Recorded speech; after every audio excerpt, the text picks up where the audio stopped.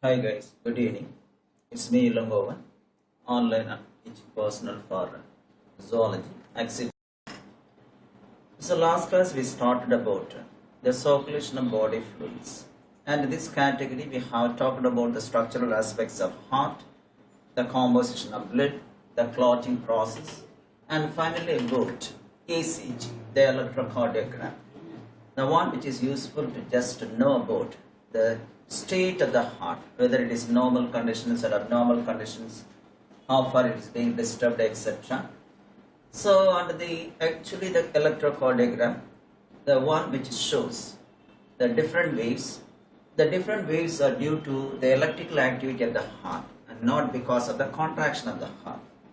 So altogether we are getting normally 5 waves, PQ or ST waves, and out of these 5 waves, you know that one I mentioned earlier, the Q and S are negative words. These are all the downward waves. The remaining 3, P, R and T, these are all the positive waves, just upward waves. All are because of the electrical activity of the heart. So they show normally the specific curves to illustrate the activity of the heart. And you see that one, the second diagram, the second picture, the previous one we seen already the different waves. Now we see that one I mentioned already, the P wave is meant for the atrial depolarization.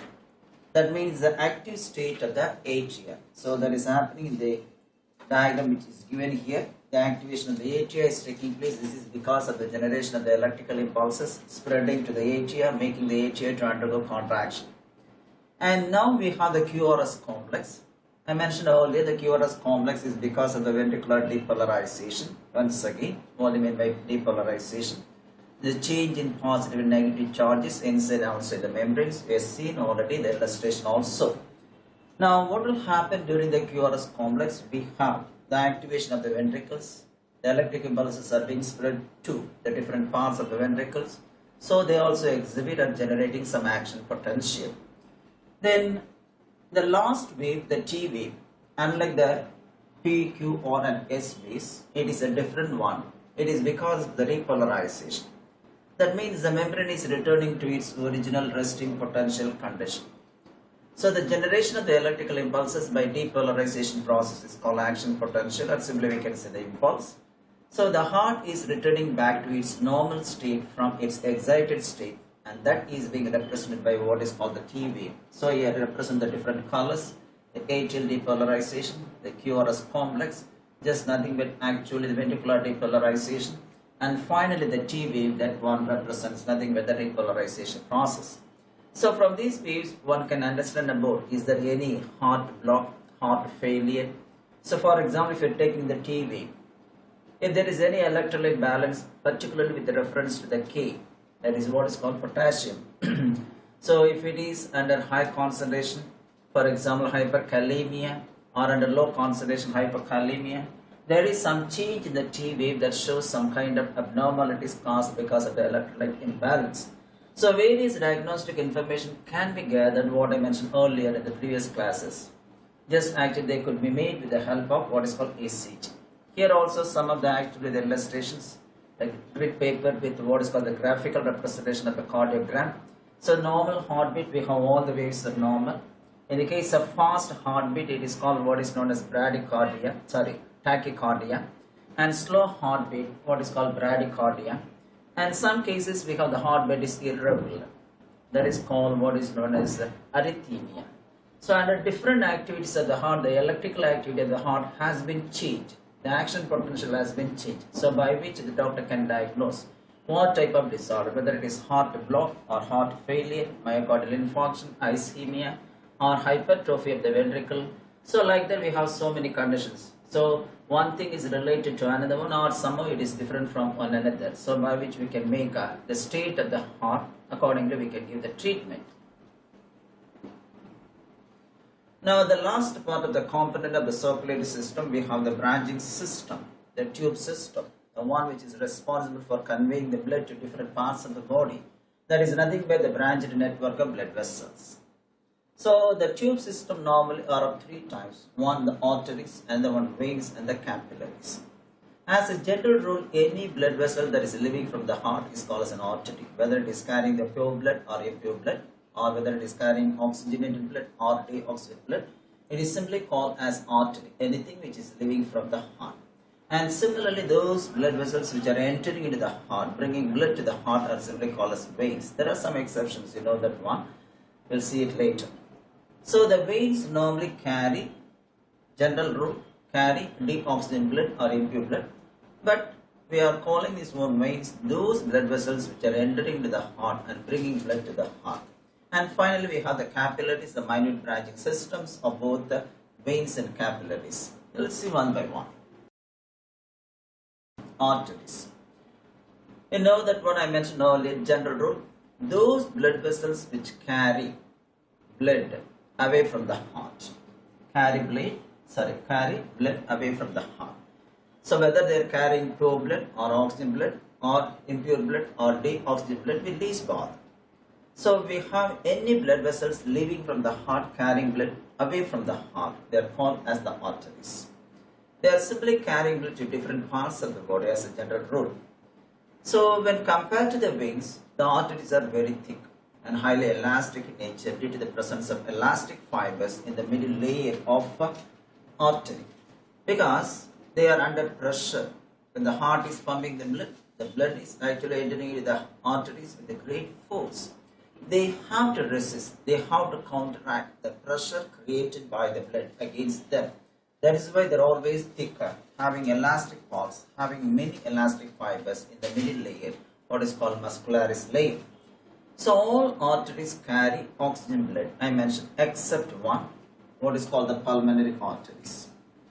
So it is a pulmonary trunk that carries away the impure blood or deoxygenated blood from the right ventricle towards the heart for purification. All other veins excepting the pulmonary arteries carry only oxygenated blood and not deoxygenated blood, excepting this one. Then veins. So those blood vessels which collect blood from various parts of the body, from different organs, and bring the blood just back to the heart are called as the veins. So unlike the arteries, these veins do not have thick muscular walls or thick walls. The reason for that one, there is no pumping action. There is no pumping force created. They are no longer under the pressure. So the veins normally carry the blood because of the pumping force created by the muscles, not by any mechanisms like the heart pumping.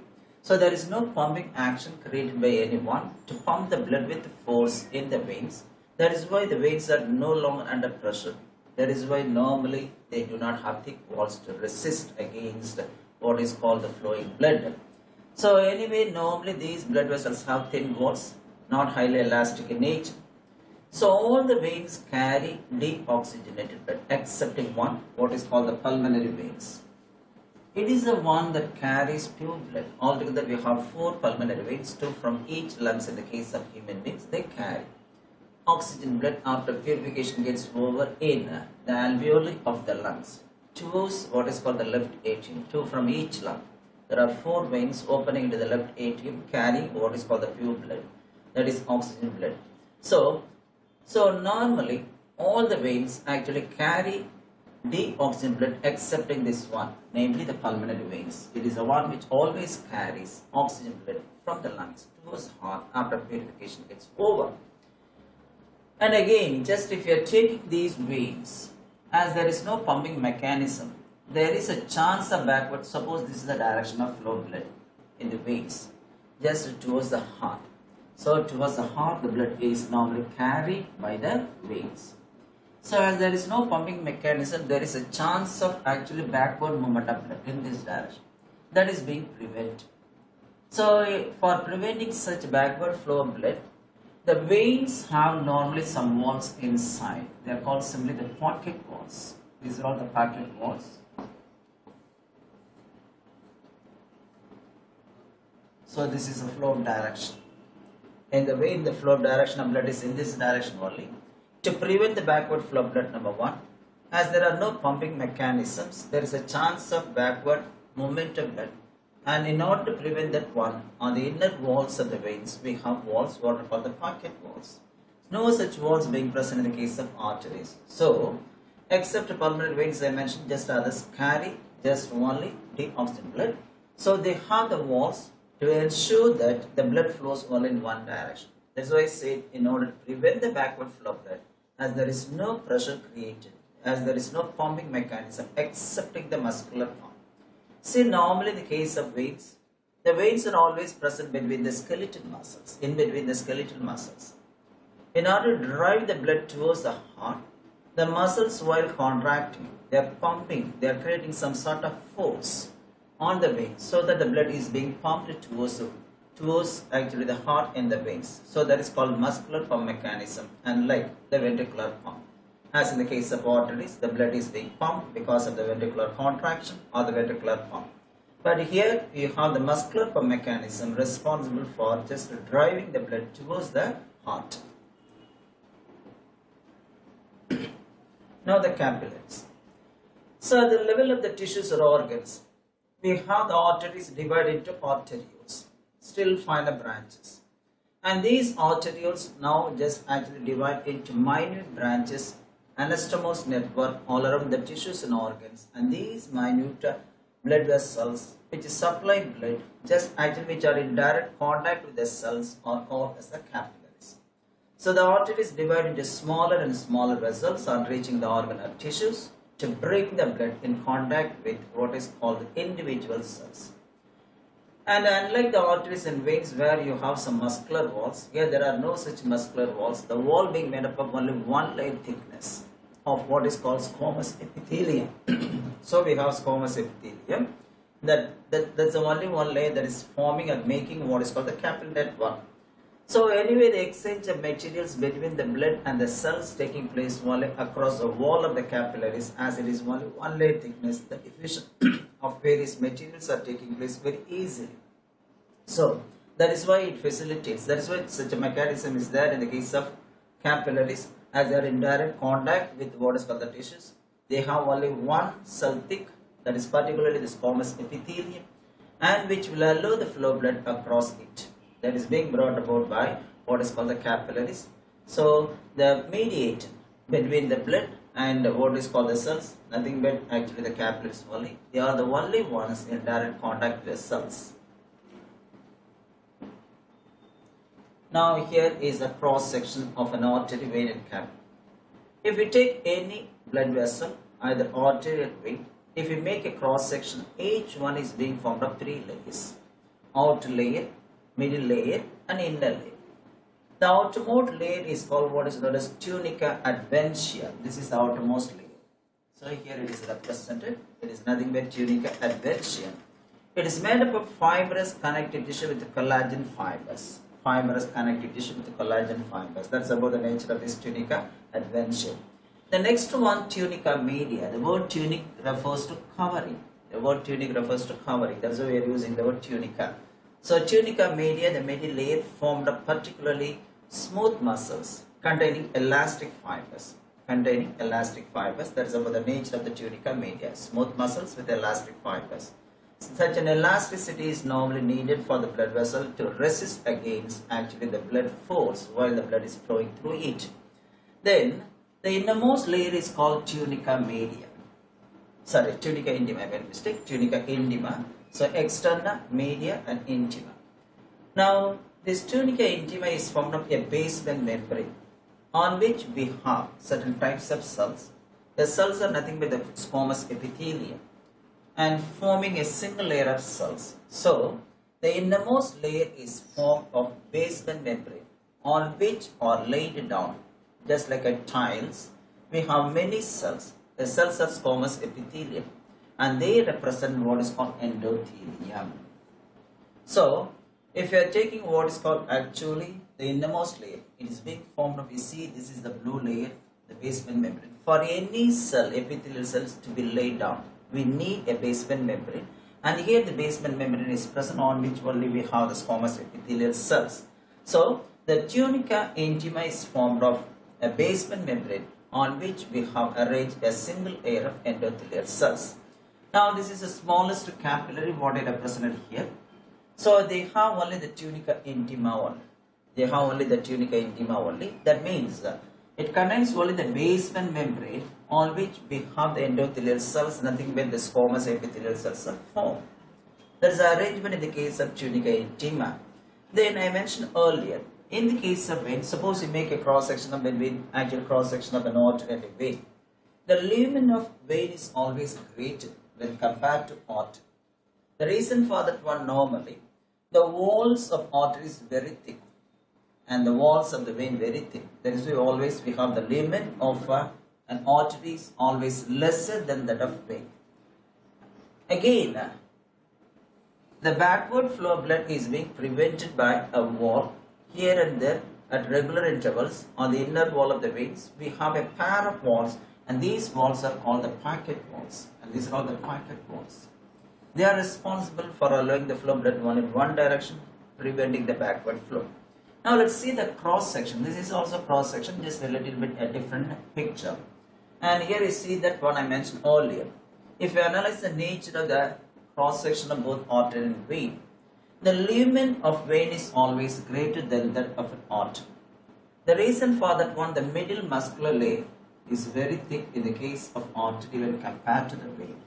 That is why the lumen is always greater in the case of vein than that of an artery. So almost all the layers are actually very thin when compared to an artery. So we have the single layer of endothelium, and this is the lumen, and it is being formed of the middle layer, involuntary muscle or the smooth muscle with elastic fibers. The outermost one is formed of fibrous connective tissue with a large amount of collagen, which gives resistance to the blood vessel against the force created by the blood.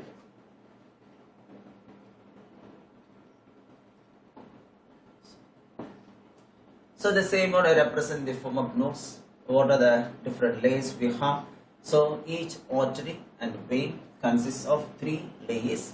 Outer tunica externa, an external layer of fibrous connective tissue with collagen fibers. The second one, tunica media, a middle layer of smooth muscles with elastic fibers.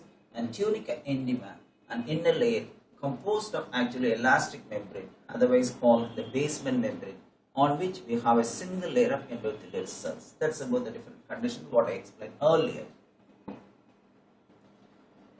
Now let's pass on to the other aspect of the circulatory system. What are the disorders related to the circulatory system? If the system is not functioning well because of various forces and factors, or even something happens to the heart and blood vessels. Number one, the general one, the most prevalent one in the case of elder people. Now also we have younger people to have such a disorder, hypertension, a killer disease, a silent killer disease. So hypertension is always called as a silent killer disease. We have the pressure, some people do not know what is happening inside the body, whether they have the pressure or not. So what do you mean by blood pressure? So the pressure created by the blood on the walls of the blood vessels. So when the blood is flowing through, when the blood is flowing through, we have normally a pressure. This is actually the movement of flow of blood in this direction. It exerts a pressure on the walls of the blood vessels. So this is the pressure created on the walls of the blood vessels, or we can see the force or tension created by the blood on the walls of the blood vessel. And that is called what is known as a blood pressure. So it is a peripheral resistance offered by the heart against which it has to work. So the peripheral resistance means the resistance created by all the capillaries of the body. They are forcing against the pumping action of the heart. So that we have some sort of pressure created on the walls of the blood vessels. Normally we can see the tension, and that pressure is normally called as a hypertension or hypertension. Simply we can say tension. If it is higher than the normal level, then we can say hypertension. If it is lower than the normal level, then we can say what is called the hypertension.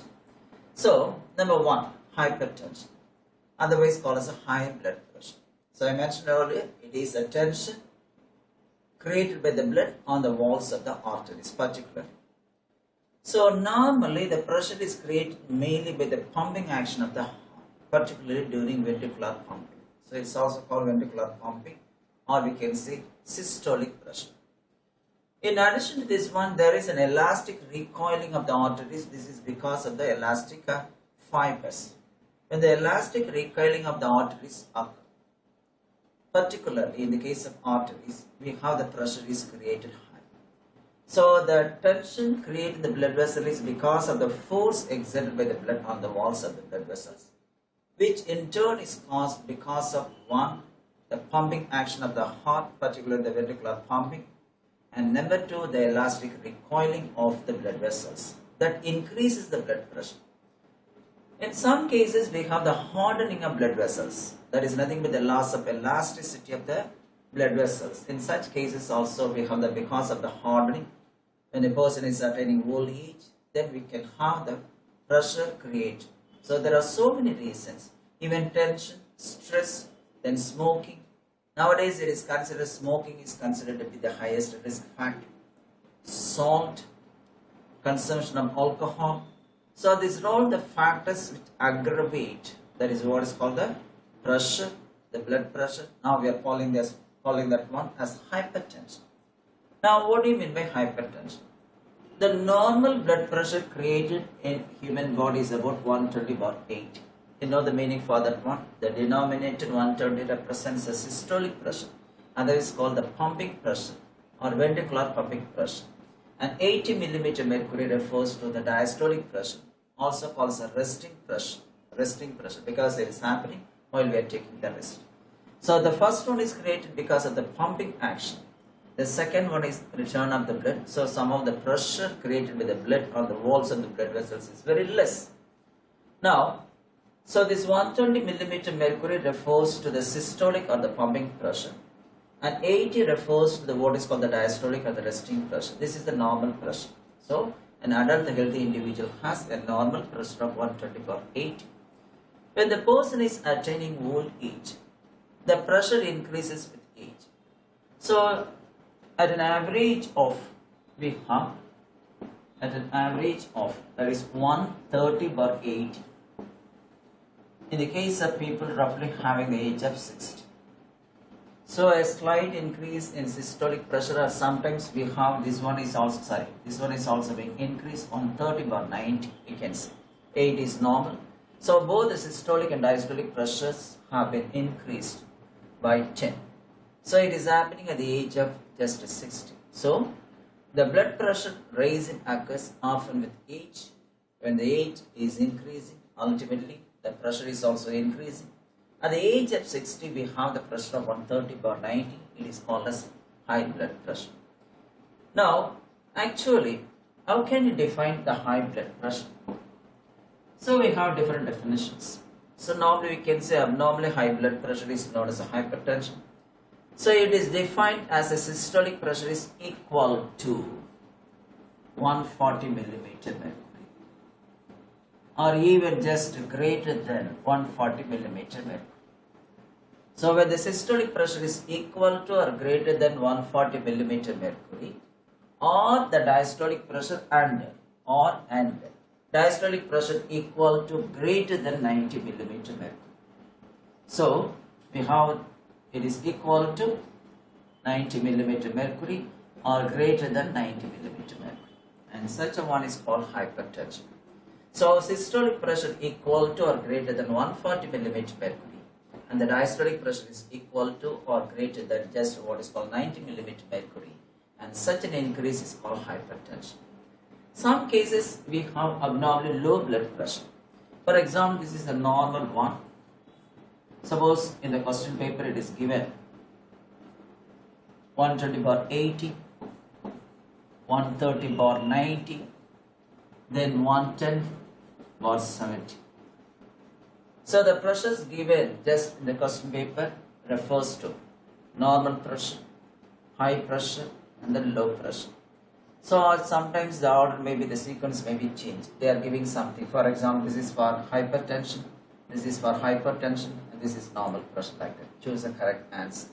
So anyway, 130/90 or more than 140, anything else, more than 120 we can say generally, it is considered as actually high blood pressure or hypertension. So only the what is called the consequence different according to the pressure increases in the body. So anyway, abnormally high blood pressure is called hypertension. Now what it represents at 110/70, it is a hypotension, low BP. It is very common also in the case of women who are in pregnant state.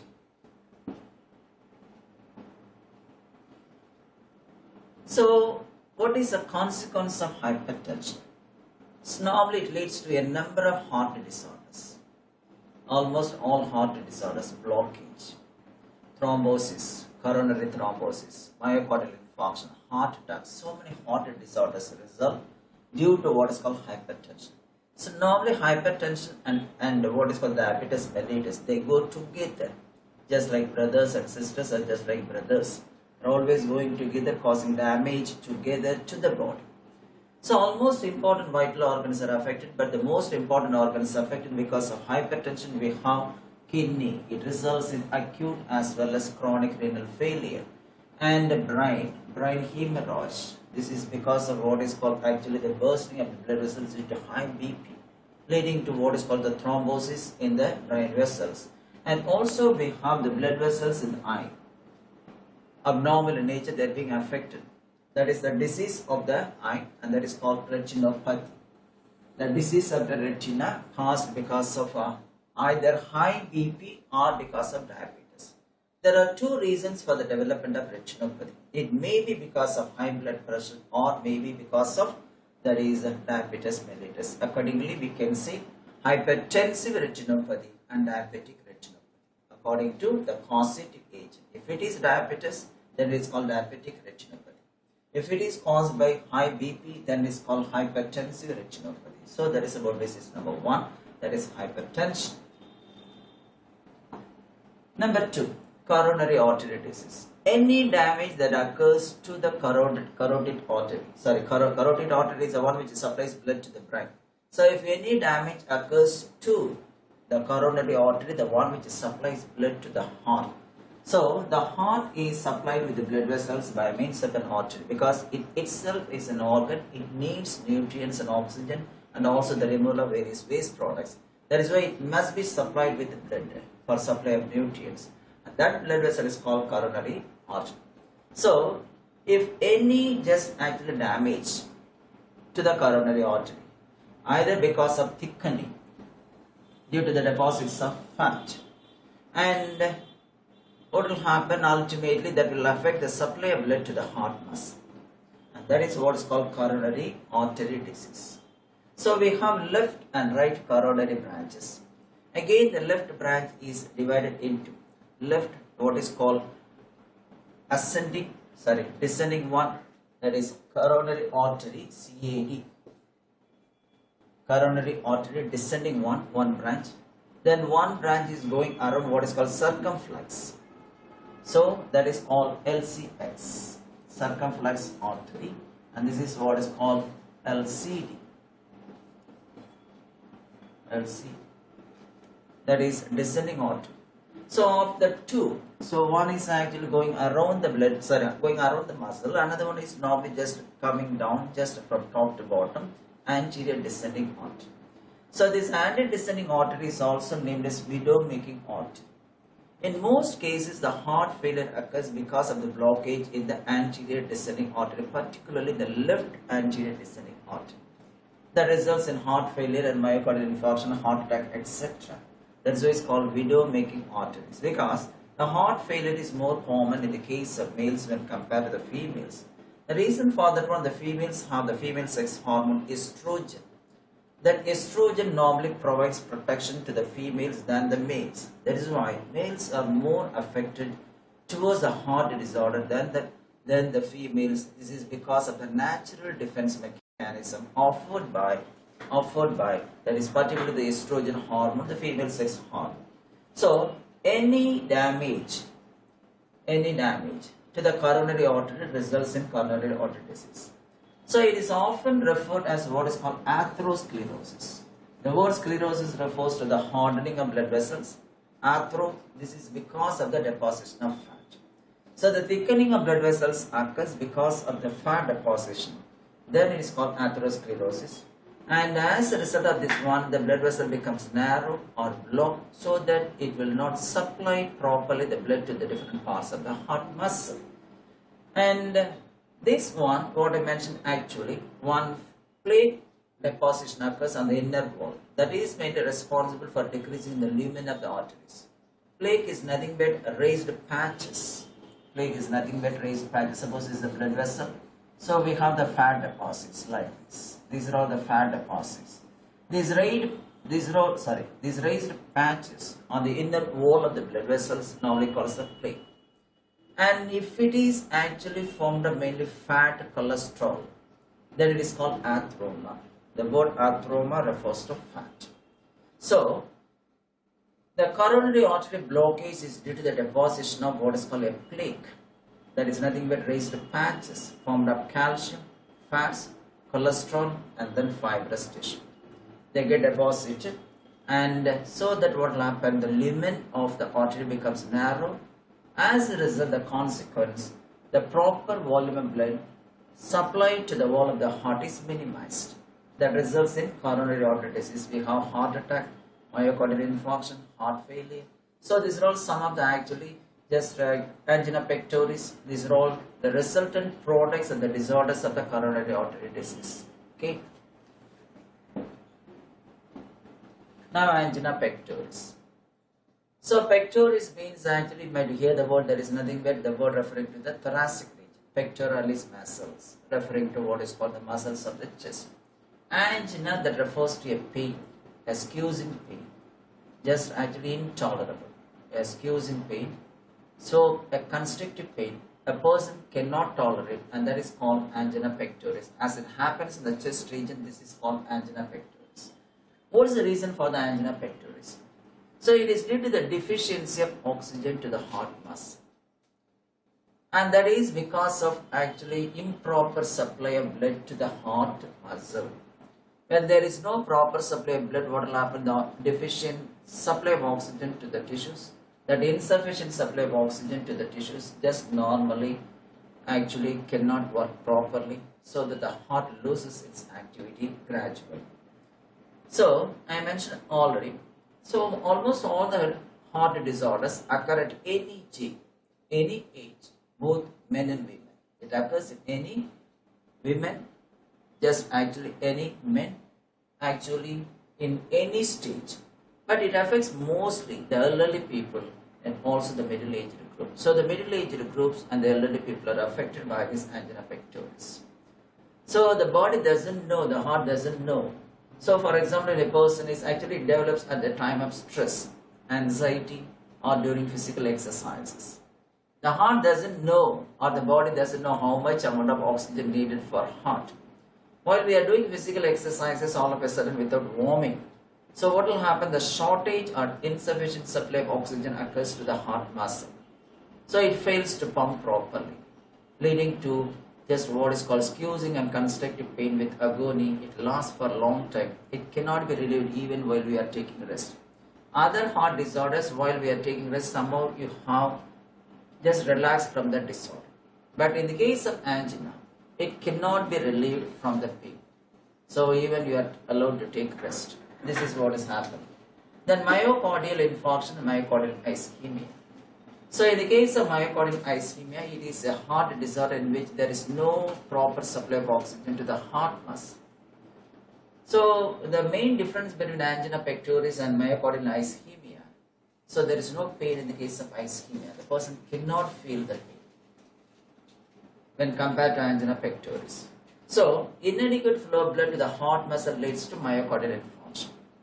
So myocardial infarction generally refers to localized death of the muscle or localized death of the tissue, any tissue. If it is, for example, brain infarction, this is what is called actually, that is a brain infarction, just myocardial neural infarction we can say, damage of the neural tissues. So myocardial ischemia, nothing but actually a heart disorder caused because of the inadequate flow of blood to the heart muscle. If it affects only a part of the body of the heart, on a particular area is deficient of oxygen, not being supplied with the oxygen properly due to the blockage of coronary artery. What I am saying, for example, anterior descending artery, LC, anterior descending artery, LCX.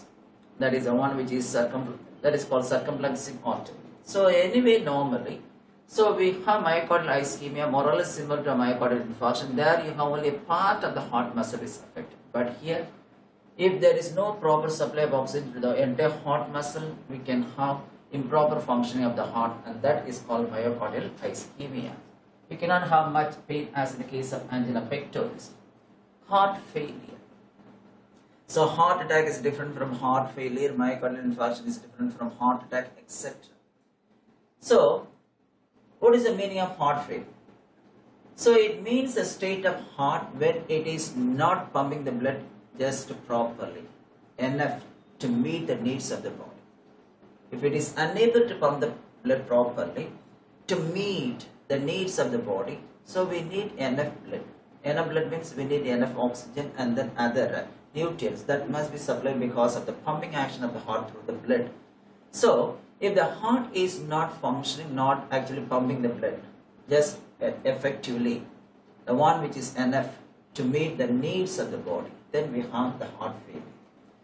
So sometimes it is called congestive heart failure, because one of the symptoms in the case of congestive heart failure, nothing but the congestion of the what is called the lungs, unable to breathe properly due to the accumulation of fluid. So in most cases, heart attack occurs once a person has some sort of infections that is in the lungs that leads to accumulation of fluid, leading to what is called congestive lungs. Congestive lungs. So one of the symptoms of congestive heart failure, the congestive lungs, that is accumulation of fluid affecting the breathing, leading to that is what is called the heart failure.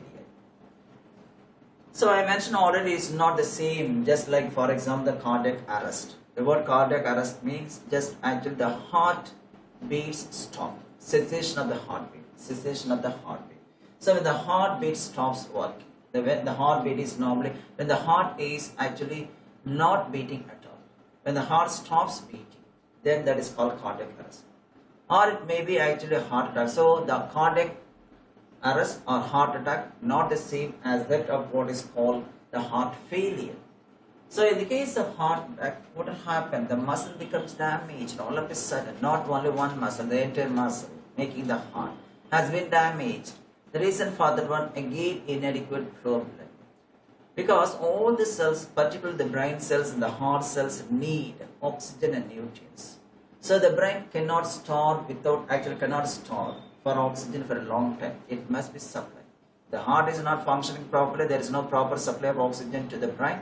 Ultimately, you have the coma stage also. So both the heart and the brain being affected. That is the reason why there is a correlation between the heart attack and the coma stage of the brain. This is because of the non-supply of actually the blood and due to failure of the heart to pump the blood properly to the brain.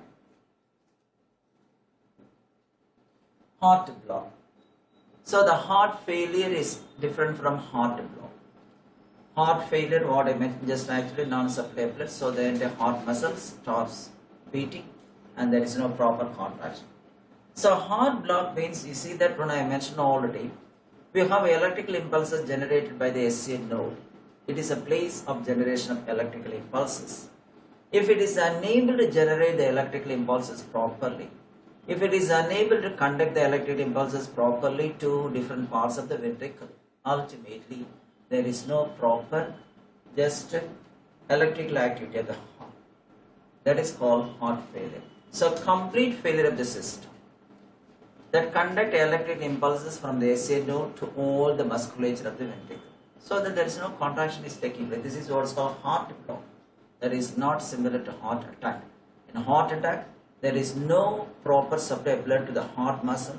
All of a sudden, the heart muscle is damaged. So we have what is happening, entire arrest of the heart. What we can say the cardiac arrest also. Then arteriosclerosis. So one coronary artery disease, what is called atherosclerosis.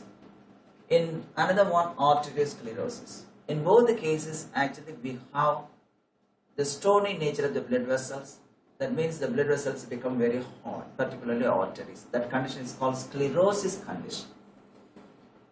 So there are two types of sclerosis with reference to the artery. One is called here, what is given, arteriosclerosis. Another one, atherosclerosis.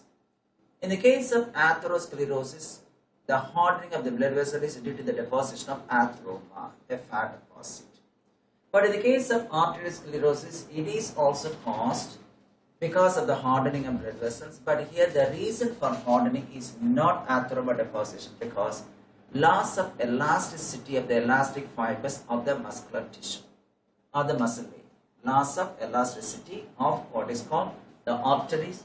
This is because of loss of elasticity of the elastic fibers found in the musculature of the middle layer, that is media. Then myocardial infarction. This is a very peculiar one. It is a type of coronary artery disease one, because it is caused by the blockage of coronary artery.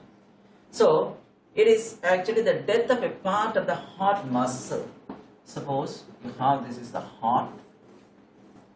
This part doesn't get supply of oxygen and nutrients. What is the reason for that one? So in this case, what will happen if there is no supply of oxygen? Ultimately, sudden death of the heart muscle in this area, sudden death of a part of the heart muscle. That's why it's called as coronary artery disease. And what is the reason these areas become normally dead? The reason for that one, the artery, namely the coronary branch, which supplies blood to this area, either becomes narrowed or being blocked. So there is no supply of blood to this area, the cells damage. So there is nothing but what is called localized death of the tissue. That is why it's called infarction at a particular place only, not in the entire. Heart attack may cause because of the total death or total damage of the heart muscle. And but here this is because of what is called actually the blockage and narrowing of the coronary artery, leading to the death of a part of the heart muscle due to the blockage. There is no supply of blood. Ultimately, we have the myocardial infarction. So about 1 in 5 people, those are having this myocardial infarction. Sometimes, so normally one of the symptoms of this one, they have sudden pain and reaching up to the neck and also extending up to the left arm.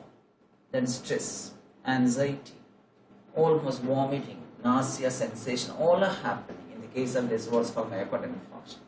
But people with what is called diabetes mellitus, as well as that is hypertension, they do not have such symptoms. And such a type of infarction is called silent infarction. The normal symptoms normally found in the case of, for example, myocardial infarction do not persist in the case of people having hypertension and also diabetes mellitus, so that it causes the death of the individual without giving any indication outside. That's why it's called a silent infarction.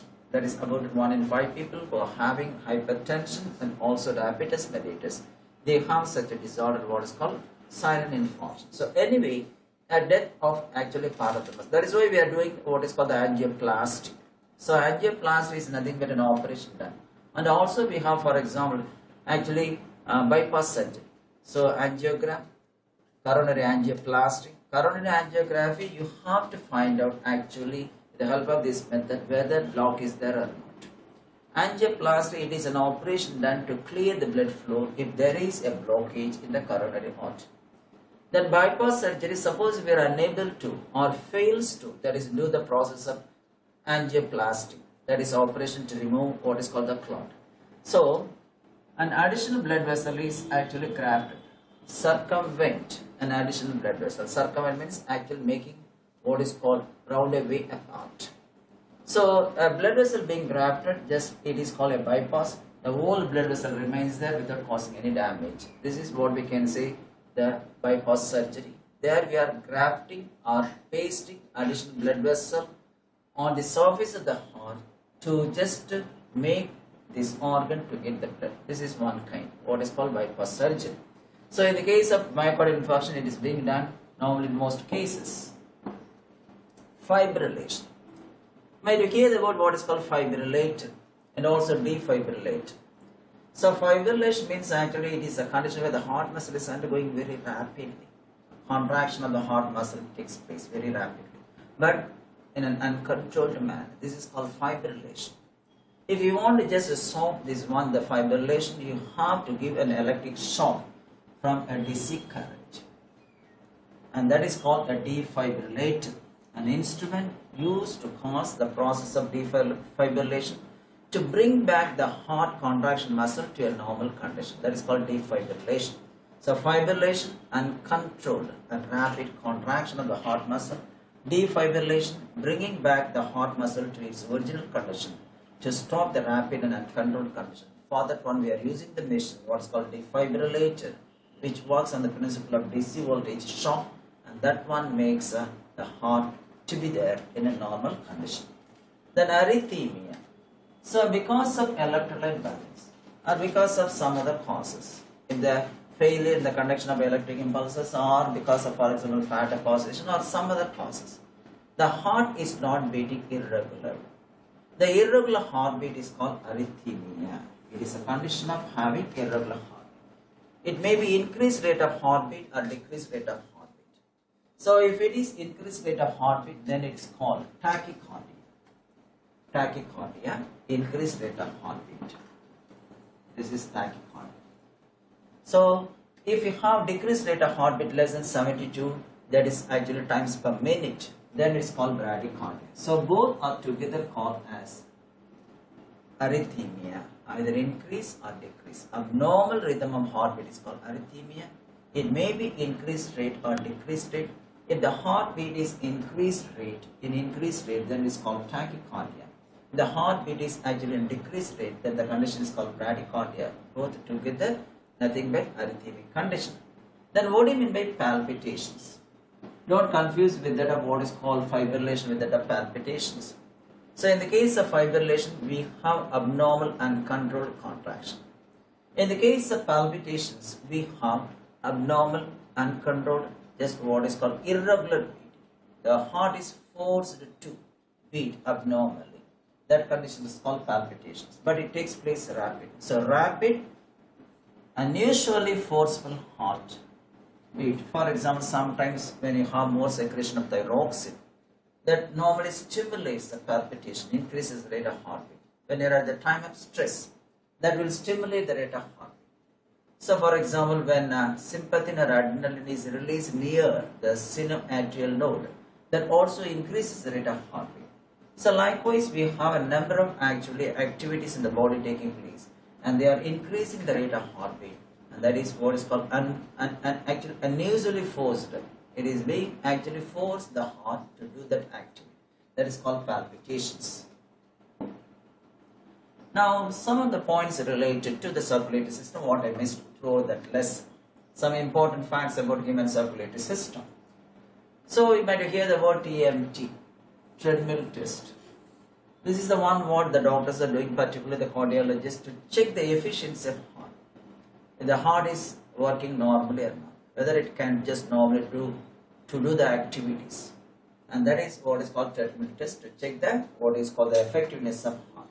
Then papillary muscles, these are all the muscles present in the ventricles of the heart.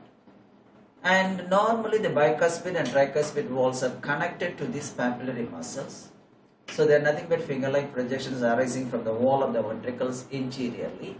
And they are connected to the free margins of the walls, namely the bicuspid and tricuspid walls, by means of some filamentous structures. And they are called chordae tendineae. So we have the papillary muscles present in the case of heart, that is human heart. So they increase the efficiency of what is called absorption of that is oxygen or anything else. So increasing the efficiency of pumping of heart. You know the heart is the busiest organ. That is why they are increasing the efficiency.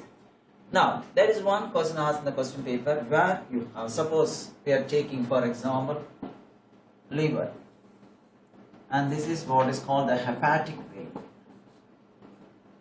and this one hepatic portal vein. So it is the one which carries the digested food, namely the glucose, the amino acids and all of the materials towards the liver. Now this is the liver. This is the living preface. So almost all the food materials, digested food materials are brought to the liver only this hepatic portal vein. A vein starts in capillaries in the digestive tract and ends in capillaries in the liver. Then from the liver you see that when the blood is carried away from the liver by means of normal vein, hepatic vein, which enters into the post cable, or we can say what is called the superior or inferior, like that, the vena cava veins. Simply we can see, what is the question here? So the hepatic portal vein. So out of the two veins, hepatic vein and hepatic portal vein, which contains abundant amount of glucose. As it is coming from the digestive tract, if you are comparing these two veins, it contains more glucose. Then why not we have this hepatic vein? Because the excess of glucose once enters in the liver is converted into glycogen and stored in the liver. So only minimum quantity of just glucose is escaping from the liver. If you are comparing these two veins, we have more glucose in the hepatic vein as it is coming directly from the alimentary canal. And here, as the glucose has been actually retained in the liver in the form of glycogen, now the hepatic vein contains less amount of glucose. Then, about the amino acids. So normally the liver is a place of breakdown of most of the proteins, some poisonous substance, and here it is a place of urea biosynthesis. Then one question, actually liver is a place of formation of urea, where only we have the deamination of the amino acids taking place leading to the formation of urea. The question is that one, where you have the highest level of amino acids, urea. Highest level of amino acids and urea. Or first question I mentioned earlier, where you have the highest level of amino acids and lowest level of glucose. So here the glucose being retained in the form of glycogen, so we have in the hepatic vein less amount of glucose. But about the amino acids, here urea formation occurs, deamination occurs, the amino acids are released into the hepatic vein. So the hepatic vein contains less amount of glucose and more amount of amino acids and also more amount of urea. So glucose and amino acids are less in the hepatic vein, and then urea glucose is less in the hepatic vein. We have more amount of amino acids and urea in the hepatic vein. Then again I mentioned that is about the urea. So urea is formed in the liver only, from where it is carried away by the hepatic vein through this inferior vena cava opening into, that is the right atrium, and from where it is reaching the lungs. After that it is reaching what is called the left ventricle, from where only it is pumped to different parts of the body. So anyway, so the urea is normally carried away from the liver, the one which is synthesized there, towards the kidney only by the hepatic vein. And from the hepatic vein it reaches the heart, from the heart it reaches through the aorta to the kidney through the renal artery. So this hepatic vein contains large amount of amino acids and urea, less amount of glucose, because the glucose being retained and forms glycogen as a result. So highest level of urea is in hepatic vein and the renal artery. So from the heart, we least bother about whether the blood contains more urea. We are giving importance only for the oxygen carbon dioxide. Accordingly, we can say oxygenated and deoxygenated blended. And here you have actually the urea is formed. It enters in the hepatic vein, and from where it reaches the heart. From the heart it leaves through the aorta and reaching the kidney only through the renal artery. So you have more amount of urea both in just the hepatic vein and the renal artery. Then what about the renal vein? So the renal artery supplies the urea to the kidney, where it is being filtered and removed. And the outgoing blood vessel, returning blood vessel is nothing but the renal vein. So the renal vein contains less and least amount of urea when compared to the renal artery. So if you are comparing the renal artery and renal vein, renal artery contains more urea than renal vein. Then we have the lowest level of urea is in renal vein, that is, it is being filtered by the glomerulus of the Bowman's glomerulus of what is called the uniferous tubule, what we can say the nephron. That is why only little amount of urea only returning to the vein. So the lowest level of urea is renal vein, which is the largest artery, aorta, which is the largest vein. We have the inferior vena cava. Of all the organs present in the body, the heart is the busiest organ. Then which is having the largest heart? Elephant is having the largest heart. Elephant is having the largest heart, but the number of beatings is only 25. The number of beatings in the case of elephant is about only 25 per minute. So larger the animals and less just lower will be the metabolic rate. Larger the animals, lower will be the metabolic rate. Lower the metabolic rate and lower will be the heart rate. Let's take another example, the opposite one, mouse. This is a question came in the question paper, mouse. The animal with a higher metabolic rate. So lower the animal actually, so when you have the size of the animal is very small. So smaller the animal, the rate of metabolism is higher. That is the basal metabolic rate is higher. So smaller the animal, higher will be the basal metabolic rate. When you are having the higher metabolic rate, ultimately the heartbeat rate also increases. Just imagine that in human beings we have only 72 times. Suppose you are taking the mouse, we have nearly about 300 times per minute. So the animal having higher rate of heartbeat, that is mouse, 300 times, because it is having higher metabolic rate. So mouse, higher heartbeat rate, higher metabolic rate. Elephant, just the size is larger, but the rate of heartbeat is less. Okay, and even the case of giraffe, the animal having highest BP, the animal having the highest BP is nothing but giraffe. Okay, so these are some of the facts related to the heart. So with this, just I concluded the part that is under physiology about the circulation of body fluids and some of the questions related to